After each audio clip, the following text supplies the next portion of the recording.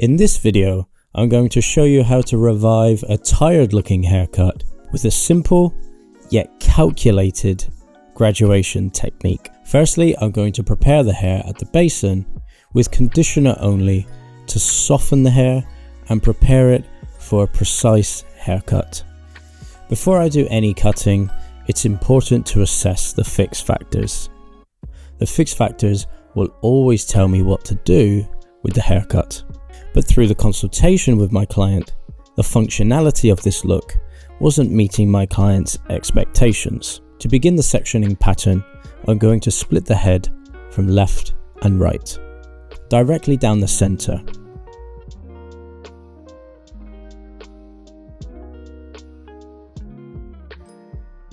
Now I'm assessing the high points of the head compared to the crown of the head. Next, I'm going to assess the front hairlines, as I'm keeping the sectioning pattern really simple throughout this haircut, and I'm sectioning hair from the crown all the way towards the front hairline, utilizing a deep V section throughout the top. This separates front from back and top from bottom.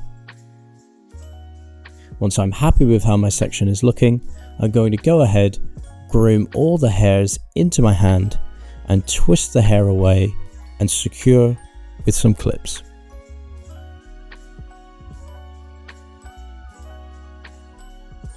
I'm going to be using diagonal back sections to create my graduation because the hair is going to be worn away from the face. Vertically, the shape will be triangular. To begin, I'm going to take a section no wider than the width of my comb towards the front hairline. I'm using the fine teeth of the comb to groom the hair for maximum control, and on this side of the head I'm ensuring that my knuckles are closer to the head and my fingertips are further away from the head, creating my vertically triangular shape. You'll notice that around the sideburn area I'm not cutting this hair, as I want to retain this length as a feature piece.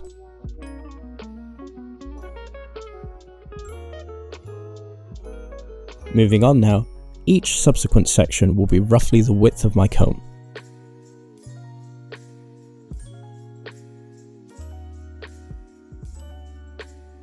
I'm choosing to retain density throughout this haircut, so you'll notice with my comb that I'm combing over, not combing under.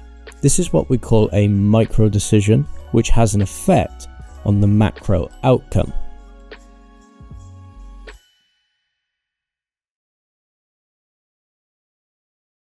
You'll also notice that the hair that I'm not cutting and letting the dampness of the hair and gravity play a part in this haircut, holding the hair away from the sections that I'm cutting.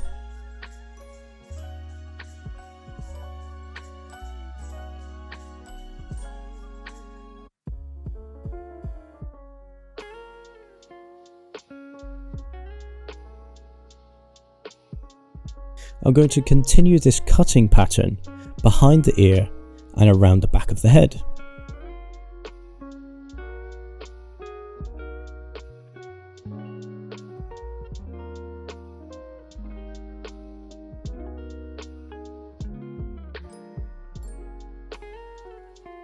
I'm cutting to my second knuckle and then re-grooming the hair and cutting again. This is to ensure I have balanced tension throughout each section. As I move around the head, it's important to remember that I'm cutting on a round surface. Horizontally, I want the shape to be round. That means I need to pay close attention to my body position.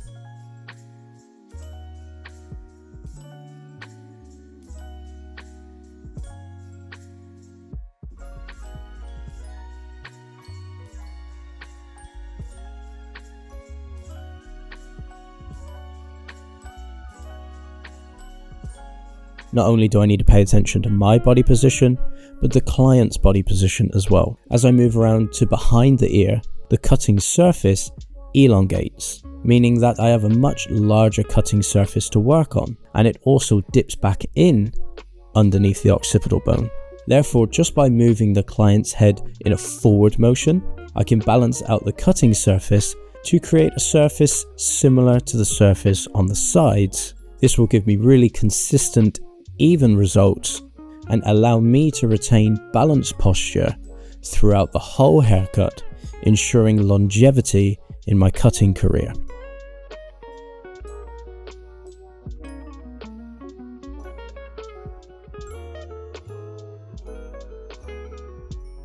Much like the sides, I'm not cutting all the way down to the bottom of the hairline. The hair that was already there, I actually quite enjoy, and I'm going to use it as a feature piece for softer, more organic edges.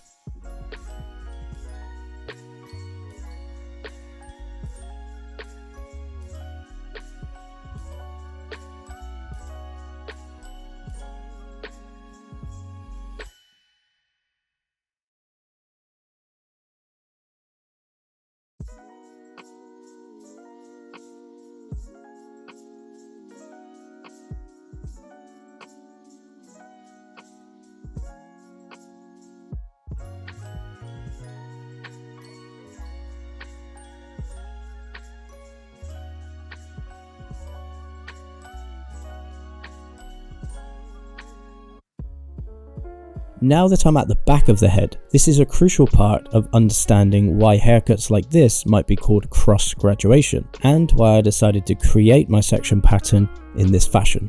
The diagonal line that creates the triangular section throughout the top also reminds me of where the graduation will cross over on the back. My diagonal lines now meet up with the diagonal lines throughout the section on the top, reminding me that this is the last section that I will cut on this side. Again, I'm ensuring that both parties' posture is in the correct position to ensure even and balanced results, and I continue on my cutting methodology until I reach the end of this zone. Now that's that whole side complete. I'm going to comb the hair into position, assess for balance and overall aesthetic. And now I'm going to move on and repeat this process on the other side. A great tip to ensure balance is to be cautious with the first section that you cut around the front hairline. Before I move on with my cutting methodology, I check for balance. As long as I keep the same cutting methodology and mechanics around the head, there's no reason why this haircut shouldn't be balanced from here on out.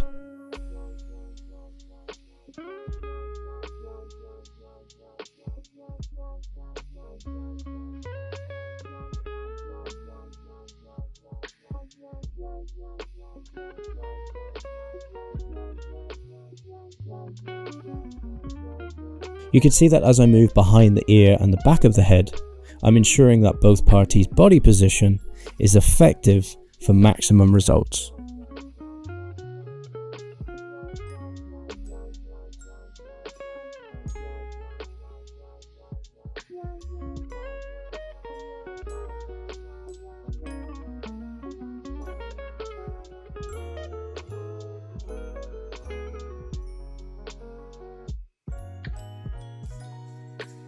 Once I'm happy with the balance on both sides, I'm going to comb the hair into place and assess the overall aesthetic.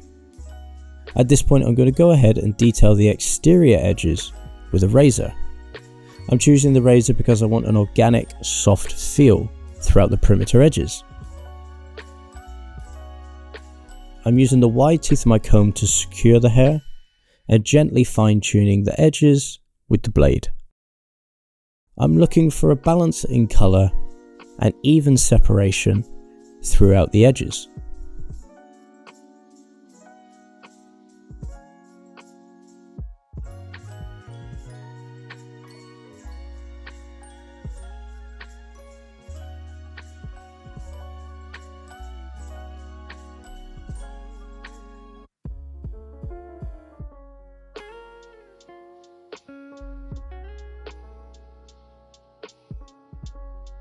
Similarly, around the ear line, I'm going to remove a little bit of length and ensure I leave a soft, organic finish.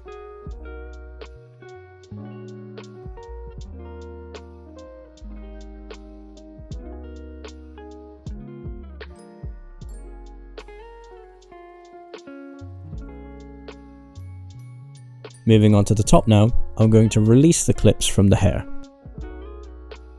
I'm going to find the natural organic parting by combing all the hair back towards the crown and pushing it back towards the front hairline and allowing it to split on its own.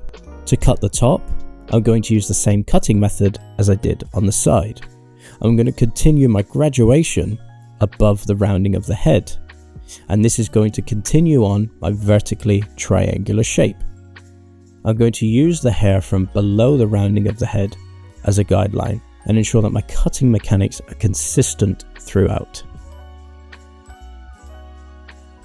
It starts to become clear that any cutting technique or methodology that we use around the head gives us a different result depending on the surface of the head that we're cutting on.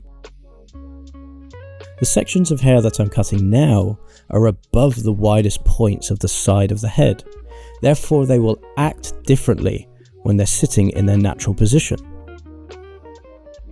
Below the rounding of the head, graduation will allow me to create strong structure.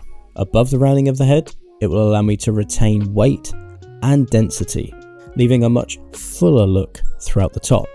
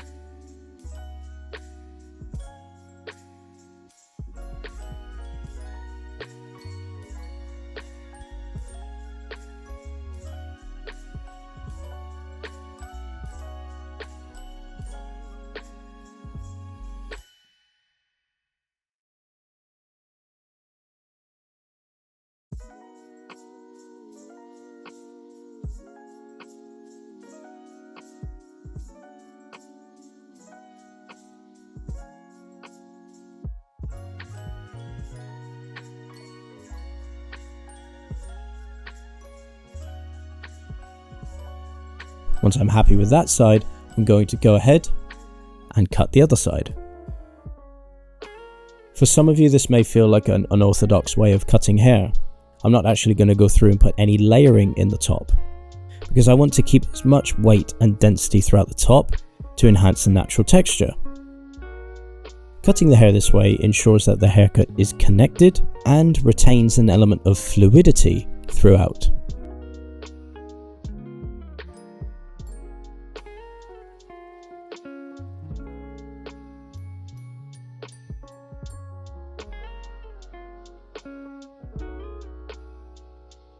Now I'm going to move on to the styling portion of this haircut. I'm using a soft paste in my client's hair and ensuring that it's distributed from roots to tips. I'm then going to comb the hair back into position with a wide tooth comb. Not only does this ensure that the cuticles are laying in the right direction, but it also encourages the correct root direction, as the direction of the hair is dictated by the roots. I'm also going to spend a moment fine-tuning where I want the ends to live.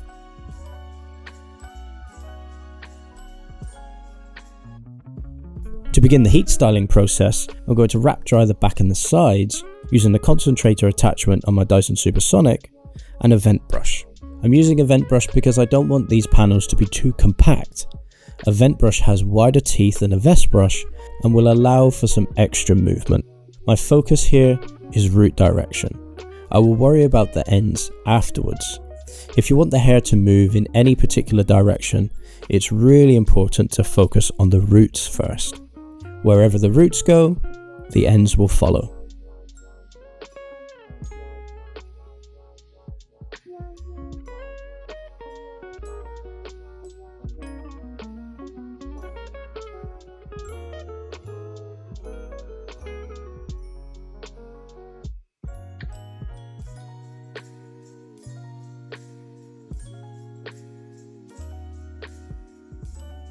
You can see the graduation coming into full effect now and contouring the head throughout the wide points.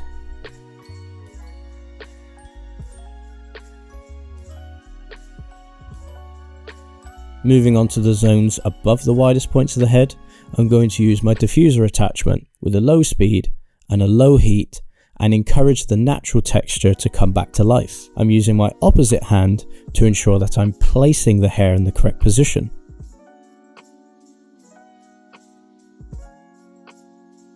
The diffuser attachment will do a lot of the work for me, but it's important that I place the hairs in the position that I want them to live.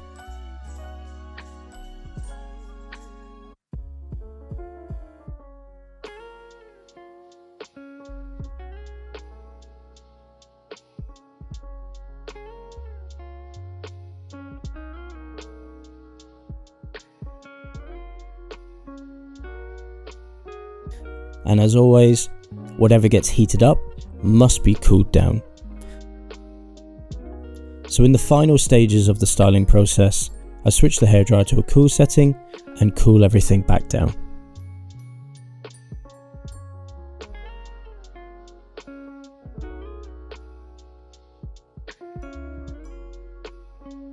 Now that the styling is complete, I'm going to go in and personalize this haircut.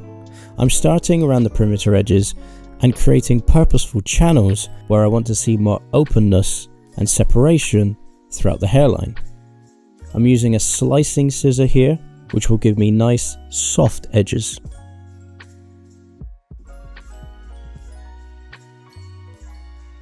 Much like the detail work with the razor, I'm securing the hair with the wide teeth of the comb and further enhancing the separation by creating purposeful channels and gaps throughout the hairline.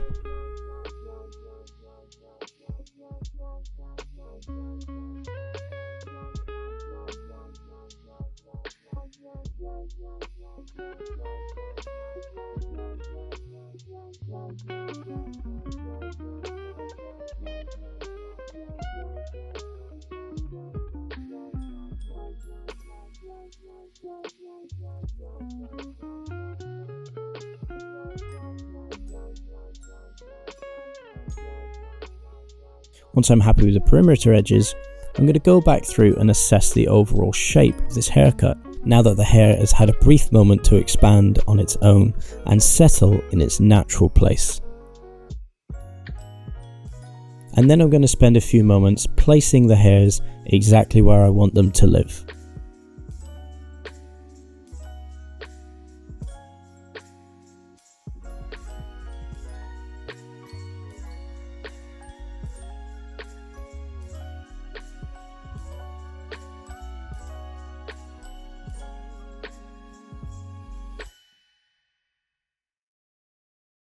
And that's our finished look, a simple yet effective and calculated graduation method to revive a tired looking haircut, enhancing the natural texture. Thanks for watching.